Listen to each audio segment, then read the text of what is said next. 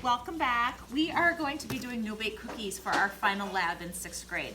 So to start, I'm going to have you each take out your Dutch oven. Your Dutch oven is your largest pan, and you will find this in your pan cupboard.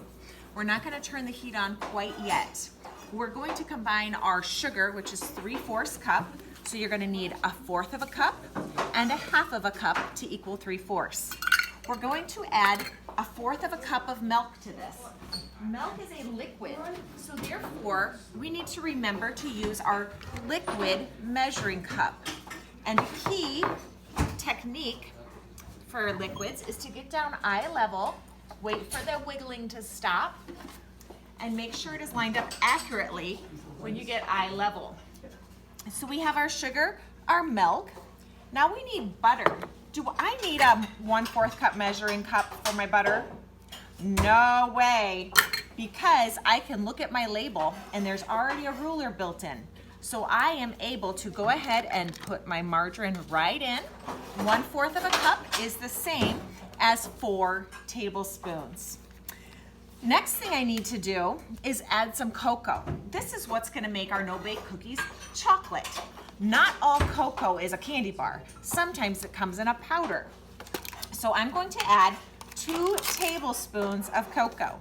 This is unsweetened, so it will not taste very good until we cook it with our other ingredients. I'm gonna level it just like I do for flour. 1 and 2. This stuff is very powdery. Try your best not to make a huge mess with this.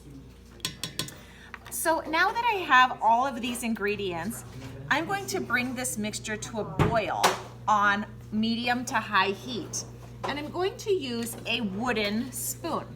Wood versus metal, because wood does not conduct heat, so it will not burn my hand.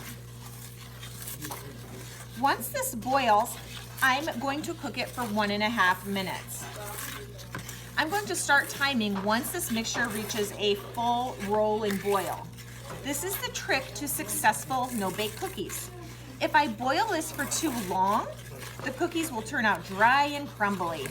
If I don't boil it long enough, they will not form properly.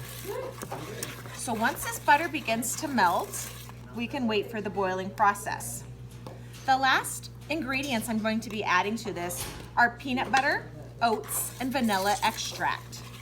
So for my peanut butter, I'm going to be measuring out 1/4 of a cup of creamy or crunchy. The recipe says crunchy, but since I don't have any, creamy will be just fine.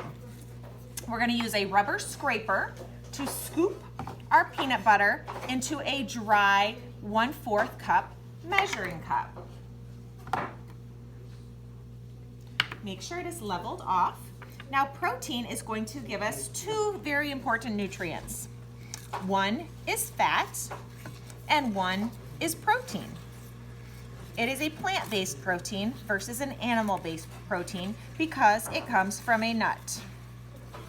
Okay, my butter's about melted and this is just about to begin the boiling process. How long did I say? Oh yes, 1.5 minutes. Almost, when it's at a rapid boil. There we go. A rapid boil means the bubbles are coming up and breaking the surface rapidly.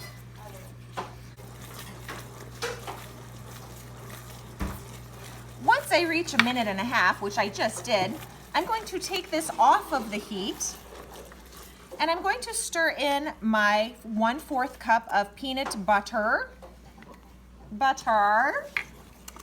as well as 1.5 cups of quick cooking oats. So I'm going to use my 1/2 cup plus my 1 whole cup. This is giving you carbohydrates to keep you energized. And 1/2 of a teaspoon of vanilla for flavor.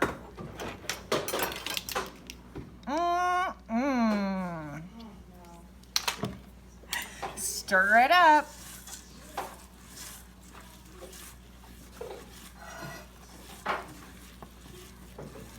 Now I've already prepared my baking pan to have a sheet of waxed paper or parchment. Either way, you want to make sure it's on something that will allow your cookies to come off easily. I'm going to now drop these by about tablespoonfuls onto my paper. We're going to let these cool until they have formed their shape. If we wanted to eat these right away, we would stick them in the refrigerator for about an hour or two. But since we only will be able to eat these tomorrow, since there's only so much time in the class, we will leave these out and we will get to enjoy these tomorrow. Happy No Bake Cookie Day!